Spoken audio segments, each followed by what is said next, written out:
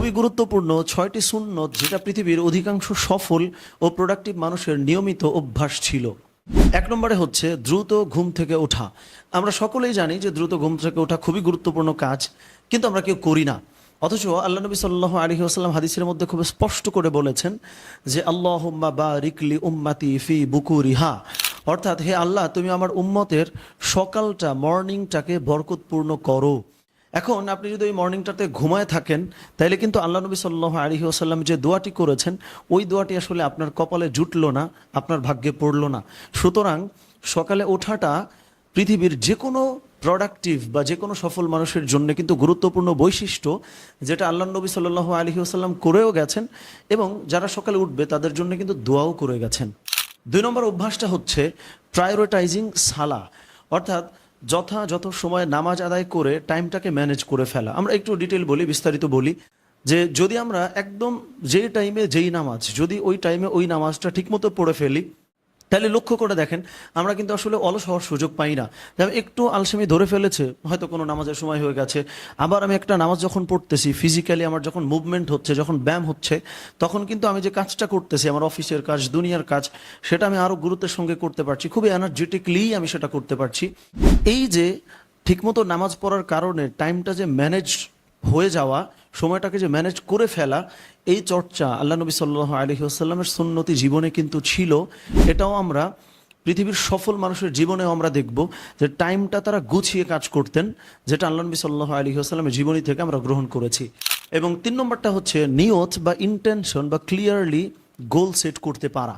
আমি একটু বোঝায় বলি বিস্তারিত, যে আমরা যখনই কোনো কাজ করতেছি ওই কাজটা যদি আমরা আমাদের একদম ক্লিয়ার গোল না থাকে যে আমি আসলে এক্স্যাক্টলি কি কাজ করতে চাই, আমি আসলে এই কাজটা কেন করতেছি, আমার উদ্দেশ্য কি, আমার পারপাস কি, আরবিতে যেটাকে নিয়ত বলে, বাংলায় অনেকে বা ইংরেজিতে অনেকে ক্লিয়ার গোল সেটিং বলে, বিষয়টা কিন্তু তাই।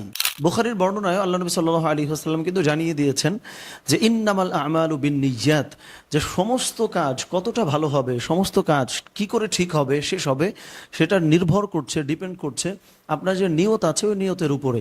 তার মানে নিয়ত বা ক্লিয়ার ইন্টেনশন সেট করা কতটা জরুরি, এটাও যে একটা সুন্নত, সেটা কিন্তু আমাদের জীবনে আমাদেরকে প্রয়োগ করতে হবে সফল হওয়ার জন্য, প্রোডাক্টিভ হওয়ার জন্য।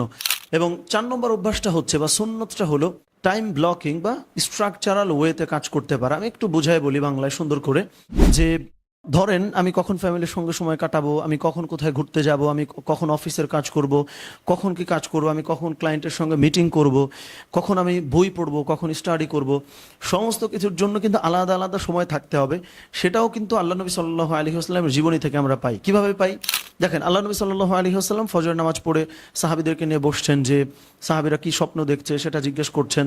তারপর আল্লাহ নবী সাল্লাল্লাহু আলাইহি ওয়াসাল্লাম বাজারে গেলেন, আবার একদম বাসাতে থাকতেই ঘুম থেকে উঠে তিনি তাহাজ্জুদ পড়ছেন, পরিবারের সঙ্গে সময় কাটাচ্ছেন, আবার খুব দ্রুত কাজগুলো শেষ করে তিনি এশা পড়ে ফেলছেন রাতে। এই যে সমস্ত কিছুর জন্য সাহাবীদের জন্য যে সময়টা, কখন মানুষের খোঁজ খবর নেওয়ার সময়টা, বাজারে যাওয়ার সময়টা, ফ্যামিলির সঙ্গে সময় কাটানোর সময়টা, এই সমস্ত কিছু কিন্তু আল্লাহ নবী সাল্লাল্লাহু আলাইহি ওয়াসাল্লাম একদম ব্লক করে স্ট্রাকচারাল ওয়েতে করছিলেন। এটাও কিন্তু সুন্নত, এবং পৃথিবীর সমস্ত সফল মানুষের জীবনেও সেম জিনিসটা আমরা কিন্তু আসলে দেখতে পাবো।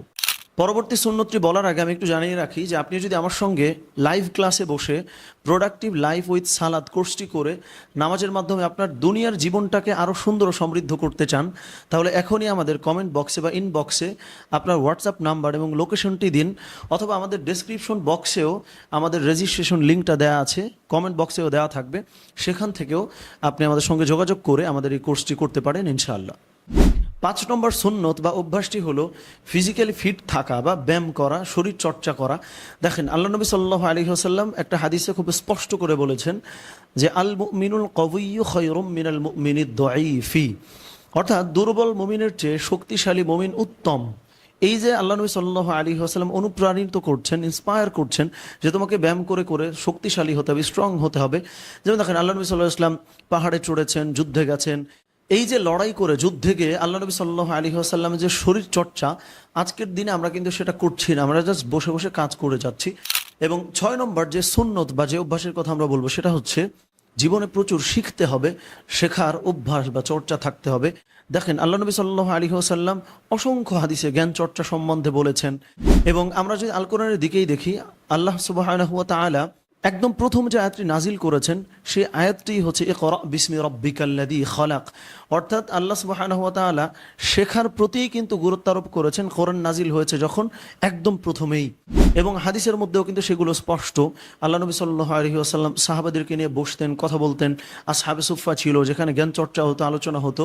তো মোদ্দা কথা হচ্ছে এই যে যে 6টি সুন্নত বা 6টি অভ্যাসের কথা আমরা বলেছি, আমরা যদি লক্ষ্য করি তাহলে দেখতে পাবো পৃথিবীর অধিকাংশ, না বলে যদি আমরা বলি যে সকল সফল মানুষের জীবনেই আসলে এগুলো খুব কমন চর্চা বা কমন অভ্যাস, তাহলে সেটাও বোধহয় অত্যুক্তি হবে না। আল্লাহ সুবহানাহু ওয়া তাআলা আমাদের সকলকে এই গুরুত্বপূর্ণ 6টি সুন্নত ফলো করে জীবনে অনেক বেশি প্রোডাক্টিভ হবার, অনেক বেশি সফল হবার তৌফিক দান করুক। আমিন। আসসালামু আলাইকুম ওয়া রাহমাতুল্লাহ।